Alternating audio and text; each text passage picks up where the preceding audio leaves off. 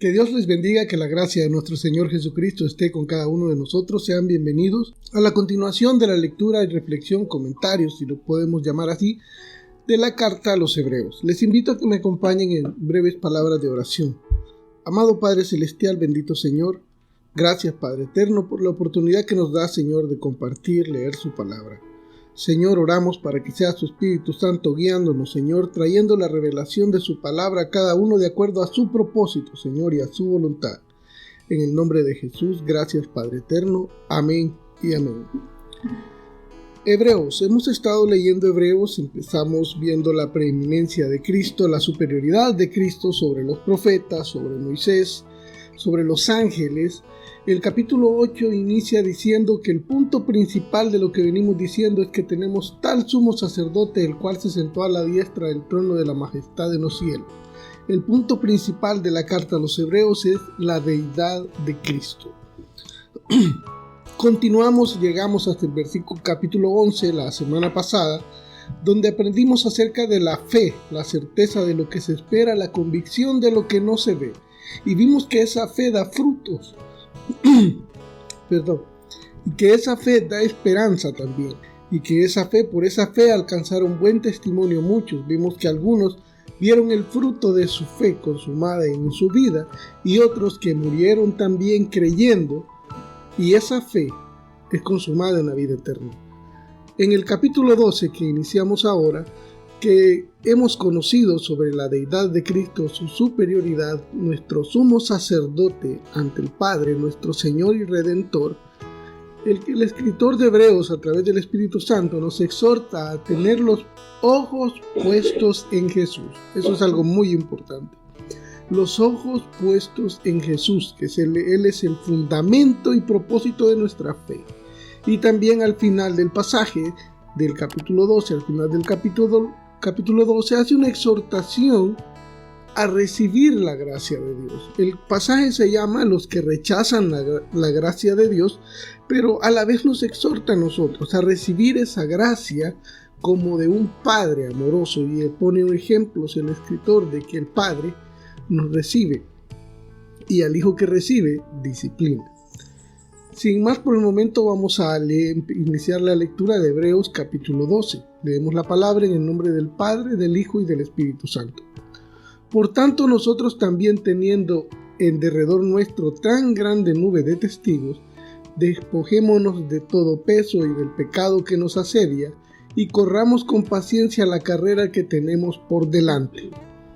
Ahora que estamos firmes en la fe, en el capítulo 11 y nos habla de la fe, y hemos visto que el centro de la carta es Cristo Jesús, ahora nos da estas palabras en el capítulo 12. Tenemos una carrera por delante, tenemos que correrla con paciencia y con fe. Y en el versículo 2 nos da la pauta: puestos los ojos en Jesús, el autor y consumador de la fe, el cual, por el gozo puesto delante de él, sufrió la cruz, menospreciando el oprobio, y se sentó a la diestra del trono de Dios. Vamos a hacer una pausa. En el versículo 12 nos dice: puesto los ojos en Jesús, autor y consumador de la fe. Hay una palabra muy específica, oprobio. El oprobio es ser señalado, ser sujeto de vergüenza, ser castigado también podría ser un sinónimo, sufrir penalidades. Ese es el oprobio. Dice que menospreció el oprobio, no le dio el valor, tanto valor al oprobio, le dio un menosprecio, porque menospreció ser humillado y ser castigado por alcanzar la voluntad del Padre para con nosotros, para que la voluntad del Padre se cumpliera en nosotros, y se sentó a la diestra del trono de Dios. Versículo 3. Considerad aquel que sufrió tal contradicción de pecadores contra sí mismo, para que vuestro ánimo no se canse hasta desmayar. Tenemos que considerar el sufrimiento de Cristo para no cansarnos. Versículo 4. Porque aún no habéis resistido hasta la sangre, combatiendo contra el pecado, y habéis ya olvidado la exhortación que como a hijos se os dirige diciendo: Hijo mío, no menosprecies la disciplina del Señor, ni desmayes cuando eres reprendido por Él, porque el Señor al que ama disciplina y azota a todo el que recibe por hijo. Acá el escritor está haciendo una referencia a Proverbios capítulo 3 versículos 11 y 12. Nos recuerda que no tenemos que desmayar, no tenemos que menospreciar la exhortación de la palabra de Dios para nuestras vidas. Versículo 7. Si soportáis la disciplina, Dios os trata como a hijos, porque ¿qué hijo es aquel a quien el Padre no disciplina? Pues si se os deja sin disciplina, de la cual todos han sido participantes, entonces sois bastardos y no hijos. Por otra parte, tuvimos a nuestros padres terrenales, que nos disciplinaban y los venerábamos, ¿por qué no obedeceremos mucho mejor al Padre de los Espíritus y viviremos? Aquí hace el escritor una analogía sobre la relación del Padre, de nuestros padres en lo humano, o nuestra relación como padres con nuestros hijos. Dice, si soportáis la disciplina, en el versículo 8, pero si se os deja sin disciplina, de la cual todos han sido participantes, entonces sois bastardos y no hijos. Continúa. Por otra parte, tuvimos a nuestros padres terrenales que nos disciplinaban y los venerábamos. Muchos de nosotros que fuimos disciplinados por nuestros padres, en su momento no lo entendíamos y quizás renegábamos de esa disciplina, pero ahora que hemos madurado y algunos ya como cabeza de hogar, valoramos y agradecemos esa disciplina que se nos dio en el hogar. Entonces, ¿cuánto más? Dice, no obedeceremos mucho mejor al Padre de los Espíritus y viviremos. Y continúa con este tema. Y aquellos, refiriéndose a los padres terrenales en el versículo 10, y aquellos ciertamente por pocos días nos disciplinaban como a ellos les parecía. Pero refiriéndose a Dios, para lo que nos es provechoso, para que participemos de su santidad. Es verdad que ninguna disciplina al presente parece ser causa de gozo, sino de tristeza, pero después da fruto apacible de justicia a los que en ella han sido ejercitados, concluye el versículo 11. Como les decía, muchos ahora que fuimos disciplinados por nuestros padres, ahora que hemos llegado a una madurez y vemos las consecuencias de nuestros actos y que esa disciplina fue de provecho para nosotros, y de igual forma vamos a estar gozosos en la vida eterna por la disciplina y la reprensión de Dios a través de su palabra para nuestras vidas. El siguiente pasaje, los que rechazan la gracia de Dios, también es una exhortación para aceptar la gracia de Dios, por supuesto. Continúa el versículo 12. Por lo cual, levantad las manos caídas y las rodillas paralizadas. Es una referencia a Isaías capítulo 35, versículo 3. El capítulo 12, versículo 12 de Hebreos. Por lo cual, levantad las manos caídas y las rodillas paralizadas, y haced sendas derechas de vuestros pies, para que lo cojo no se salga del camino, sino que sea sanado. Seguid la paz con todos y la santidad, sin la cual nadie verá al Señor. Aquí hay algo muy importante. Seguid la paz con todos y la santidad, sin la cual nadie verá al Señor.